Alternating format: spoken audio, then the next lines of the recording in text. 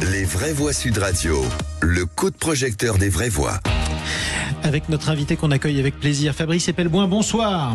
Bonsoir. Bienvenue à vous sur Sud Radio. Vous êtes enseignant à Sciences Po, cofondateur de Yogosha. Vous êtes par ailleurs, spécialiste notamment des médias sociaux. On vous interviewe assez souvent sur les nouvelles tendances auxquelles on assiste sur certaines plateformes. On va vous parler d'une histoire qui révolte une bonne partie des réseaux sociaux et qui a de quoi révolter. C'est la mort d'un homme dont le pseudo était Jean Permaneuve. Il est manifestement mort en plein pendant un live sur une plateforme en direct. Il était en train de dormir. Cet homme était très célèbre. Ses vidéos sur TikTok avaient cumulé en tout plus d'1 milliard de vues. Il était avec certains de ses acolytes et en découvrant sa mort, ceux qui ne connaissaient pas ce qu'il faisait ont découvert qu'il était assez souvent maltraité, parfois avec son consentement, par ses acolytes. Et qu'un certain nombre d'internautes regardaient les vidéos en direct pour le voir se faire harceler, parfois houspiller, parfois insulter, parfois aussi comme dans cet extrait qu'on va vous faire écouter, qui était malheureusement prémonitoire. C'était donc Jean Permaneuve avec ses complices. Écoutez. Ah non, à moins qu'ils disent face caméra là maintenant que si demain il meurt en plein live, c'est dû à son état de santé de merde et pas nous. Non. C'est comme ça, non. Je fais rien du tout. C'est pas grave. Du moment que t'es le cœur en live, on voit que tu m'as porté sous cours ou qui m'a porté. Non mais c'est pas, ça marche pas comme ça. Imagine ça arrive au moment, vas-y. Les gens ils vont s'en prendre à nous alors que c'est dû à tes 46 ans de vie minable. Tu peux pas savoir que j'aurais fait une crise cardiaque. Imagine, ça finit de tiroïde et t'as un... Ça fait un exemple n'importe qui aussi. Ouais mais lui sa vie elle est morte après frère. Oui, mais effectivement. En tout cas, dans un certain nombre de vidéos qui duraient parfois des heures, on le voyait se faire maltraiter, se faire peinturlurer, se faire frapper, se faire ligoter aussi. Ça durait des heures, ça a attiré beaucoup de public. C'était notamment sur la plateforme en direct Kik. Alors, première question, parce que je suis un peu un étranger à ce domaine, malheureusement, je le concède, Fabrice Epelboin. Qu'est-ce que cette plateforme Kik ? C'est une plateforme qui est spécialisée dans la retransmission en live d'événements et plus particulièrement de jeux vidéo. C'est très similaire à Twitch, qui a beaucoup plus de succès. Mais néanmoins, cette émission, si on peut qualifier ça ainsi, était l'une des plus populaires de la plateforme au niveau mondial et la plus populaire en France. Qu'est-ce qui s'y passait ? Quelque chose qui s'apparence à des séances de torture continues, et ce depuis des mois et des mois et des mois, qui généraient des revenus très très importants. On parle de plusieurs dizaines de milliers d'euros par mois de revenus pour l'ensemble du groupe. Cet individu qui est mort lui-même avait droit à une petite part du gâteau, mais assez réduite. Il me semble que ses revenus étaient de l'ordre de 6 000 euros par mois, alors que les autres comptaient leurs revenus en dizaines de milliers d'euros. Et cette émission avait lieu depuis nettement plus d'1 an. Ça a fait l'objet de 3 articles dans Mediapart en 2024, 2 signalements auprès de l'Arcom par la Ligue des droits de l'homme, 2 signalements auprès du secrétariat à l'économie numérique de la part de Mediapart, d'une multitude de signalements dans tous les sens, sans le moindre effet jusqu'à aujourd'hui. J'ai une question toute bête. Vous dites que c'était l'une des émissions les plus populaires de la plateforme. Combien de personnes en général venaient assister à ça à un instant T ? Et surtout, qu'est-ce qu'ils venaient voir ? Qu'est-ce qui les attirait ? Alors combien de personnes ? Je ne sais pas. Mais très clairement, cette émission faisait partie du top 10 mondial et était numéro 1 sur les audiences en France. Donc on est face à une audience de masse. 130 000. 130 000, nous dit Samuel Botton. C'est les chiffres de Nasdaq, par exemple, sur ses lives sur Twitch à l'époque, quand il était numéro 1. On était à peu près dans ces eaux-là et de tête sur cette équipe de streamers. C'était plus ou moins la même chose. L'équivalent de l'audience de LCI ou de France Info, par exemple. C'est considérable. Sauf que qu'est-ce qu'on venait y voir ? Un homme, alors avec son consentement pour toucher quelques milliers d'euros manifestement, mais qui se faisait souvent torturer, en tout cas harceler ou maltraiter. Ah, souvent, c'est un euphémisme. C'était le thème central de leur émission. Il était en permanence maltraité et torturé. Donc ça veut dire que près de 130 000 personnes se connectent régulièrement, voire tout le temps, pour voir ce pauvre homme qui aujourd'hui est décédé se faire maltraiter. C'est ça. Et on peut d'ailleurs se poser des questions sur la responsabilité juridique des gens qui regardaient tout ça et qui contribuaient à tout ça à travers des dons, typiquement, qui constituaient les revenus de cette émission. Et ça me paraît absolument stupéfiant. Alors il faut que je le précise quand même. Le parquet a précisé qu'à ce stade, il n'y avait rien de suspect, même si une enquête a été ouverte. On ne sait pas quelle est la responsabilité des uns ou des autres. Une autopsie sera pratiquée et évidemment, on en saura plus dans les jours qui suivent. Ce qui pose question, c'est presque tout ce qui s'est passé avant et pendant des mois et des mois, moi, que je trouve hallucinant. Samuel Botton, ça n'a pas l'air de vous surprendre. Alors déjà plusieurs choses. Une précision sur Kik. Kik a été le refuge de tous les streamers qui ont été bannis de Twitch pour les affaires les plus sombres. Je pense notamment à des affaires de harcèlement sexuel. Il y a même eu certains streamers qui ont été écartés pour des raisons de pédophilie. Donc ça a été un vrai attrape-poussière, hein, si j'ose dire. Et à partir de là, j'en veux aussi à Madame Chapaz, notre ministre, qui a lancé plusieurs signalements, mais qui n'ont jamais été suivis d'effet. Il y a l'Arcom aussi qui a eu un grand rôle à jouer dans cette histoire et qui n'a pas bougé. Et en fait, ce qui doit nous interpeller, et c'est un sujet que j'aborde régulièrement avec mes étudiants, c'est l'impact de ces plateformes, des réseaux sociaux et de différents créateurs de contenu, et surtout comment tout ça n'a pas pu être anticipé alors qu'on sort à peine d'une commission parlementaire qui a été dédiée à ces questions-là. J'en veux aux députés qui ont maltraité ces sujets, qui ont posé les mauvaises questions et qui ont reçu les mauvaises personnes. On a abordé sur cette commission rapidement du doigt avec Nasdaq Chiente à l'époque ce qu'étaient ces questions d'humiliation sur des streams. On n'est pas allé plus loin. Et sur cette histoire avec ce streamer en question, ça faisait plus d'1 an que des lives et des images ignobles remontées et étaient signalées. Rien n'a été fait, et avec le dénouement qu'on connaît tous, qui a eu lieu hier. Donc à un moment, ça pose plusieurs questions. Ça pose la question de l'éducation de nos enfants, de l'accès aux écrans et de ce qu'on peut trouver sur les réseaux sociaux. Ça pose la question plus spécifiquement de cette plateforme qui a indiqué qu'elle n'était pas en position de divulguer des informations, puisque visiblement c'est dans sa charte, et ça c'est inadmissible. Et puis après, ça pose la question de la responsabilité de chacun, de celui qui est devant et celui qui est derrière l'écran. Alors, moi je suis d'une génération d'avant, hein, c'est la preuve que je vieillis. Quand j'étais adolescent, on nous disait que je regardais de la télé poubelle. Effectivement, vous aviez du voyeurisme, vous aviez une émission sur M6 où un couple a été accusé d'avoir copulé en direct dans une piscine. On a franchi une limite supérieure là, William Tay. Oui, parce que la société a évolué aussi entre-temps.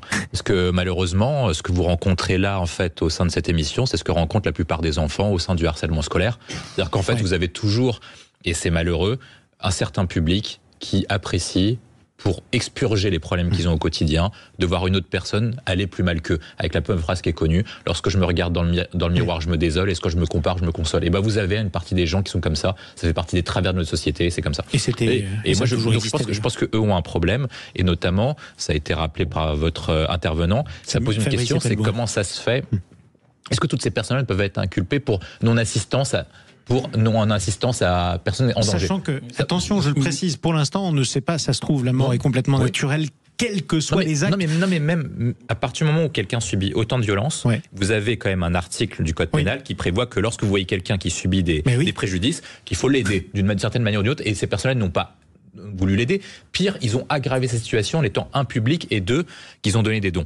Ensuite, après, ça pose la question de ses co-responsables. C'est-à-dire qu'au bout d'un moment, non seulement par leur service, mais en plus par leur objet de monétisation, je pense qu'il y a quand même plusieurs articles en France, et on en a assez beaucoup, pour pouvoir les inculper d'une manière ou d'autre, ou en tout cas les faire entendre. Et après, pose la question de la plateforme. Si la plateforme récupère tous les tarés qui sont même pas les bienvenus sur Twitch, et dire que Twitch dérive déjà, c'est quand même un euphémisme, faudrait quand même se poser la question, lorsque vous êtes ministre du numérique, de pas poser la compatibilité de l'existence d'une telle plateforme en France. On met plein de UE European Act pour régler les plateformes du numérique. Est-ce qu'on peut tolérer qu'une plateforme comme ça puisse exister? C'est un sujet qui est cher à Fabrice Epelboin, qui vous répondra dessus dans un instant. Mais j'aimerais qu'on entende aussi Anthony Martin-Smith, qui est très sage depuis son studio personnel à distance.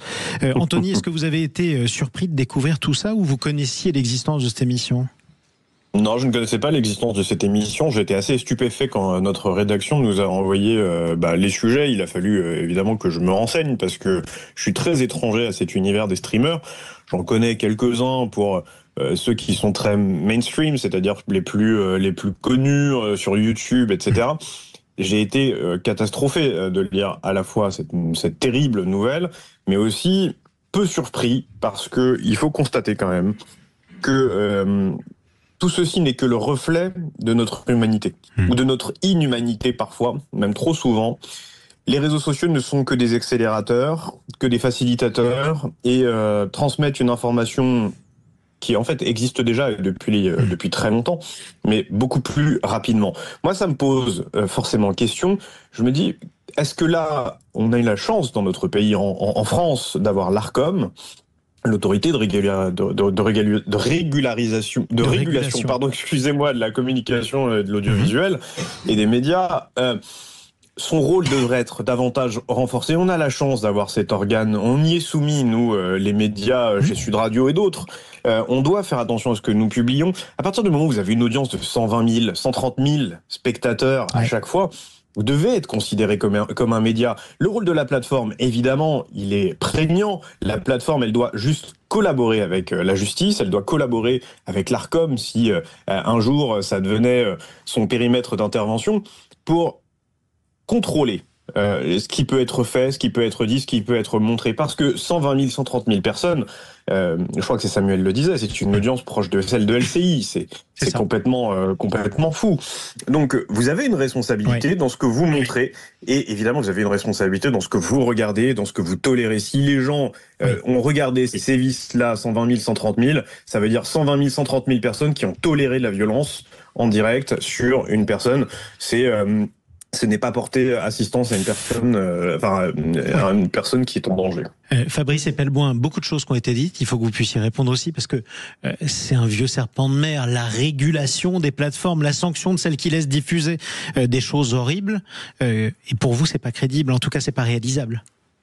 Il y a un malentendu sur le rôle de l'Arcom sur les réseaux sociaux. C'est absolument pas comparable à ce qui se passe sur les médias traditionnels. Oui. L'Arcom, qui est un dispositif central dans le Digital Service Act, la loi sur la régulation des réseaux sociaux qui a été votée en Europe et qui est en application depuis déjà quelques années, à ce stade, se contente de déléguer à des associations et des ONG le pouvoir de censure. On n'est pas du tout dans ce cadre-là, dans la mesure où essentiellement cette censure est de nature politique. Là, il n'y a pas de contenu politique. Le seul petit morceau de contenu politique qu'il y a eu dans cette, j'ose appeler ça une émission, ça a été un salut nazi fait par ce jeune homme qui est mort, qui a donné lieu effectivement à une interruption d'une semaine de l'émission. C'est pas ce que j'ai dit. Visiblement, il n'y avait absolument rien à reprocher. Mais sur les sévices. Mais c'est pas ce que j'ai dit en plus. Ce que je dis, c'est que l'Arcom devra avoir... Attendez. On a d'une part un ministère qui a été averti de 2024. Ouais. On a l'Arcom qui a été saisi par la Ligue des droits de l'homme dès 2024. Il ne s'est rien passé. Et pourquoi il s'est rien passé? Moi, la question... Alors, parce que c'est pas le boulot de l'Arcom. L'Arcom se focalise sur des problématiques politiques. Alors, je vais reformuler la question, si vous le permettez. Comment on empêche une plateforme de laisser diffuser sur une émission très regardée des sévices? Qu'est-ce qu'on doit faire, Fabrice Epelboin?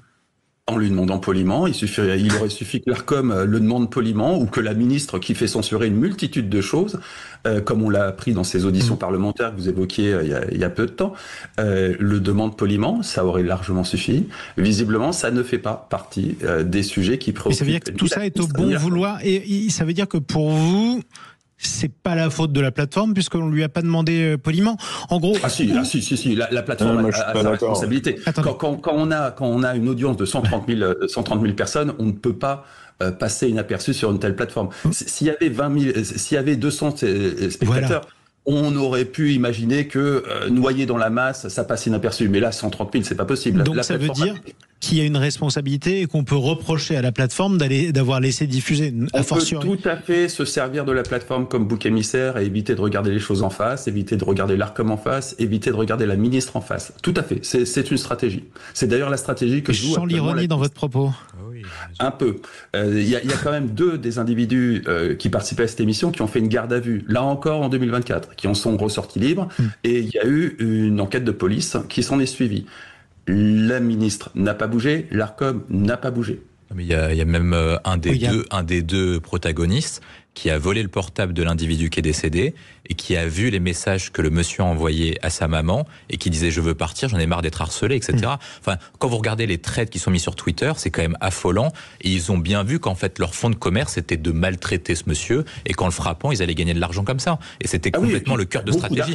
Et donc je pense que ces deux personnes-là doivent être inculpées pour mise en danger à la personne de qu'elles le devraient. C'est évident qu'il faut le faire. Ça ne souffre pas de discussion. Évidemment qu'ils doivent être inculpés, évidemment qu'ils doivent être inquiétés par la justice. justice, et ils le seront probablement à ce stade. Oui. Mais le problème n'est pas là. Le problème, c'est que les pour autorités l'instant, ils ne le sont pas, et c'est important.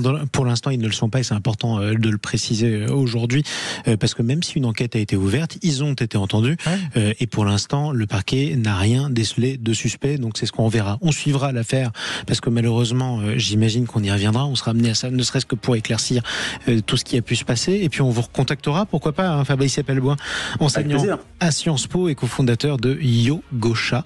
Merci à toutes nos vraies voix d'avoir pris la parole ce soir sur Sud Radio. Anthony Martin-Smith, on vous libère. Je le rappelle, champion de judo. On vous retrouve comme tous les week-ends, notamment dans l'émission Faut que ça change. William Tay, à bientôt. À bientôt. Fondateur président du think tank Le Millénaire. Et merci à vous, Samuel Botton. Merci à vous. À une prochaine fois.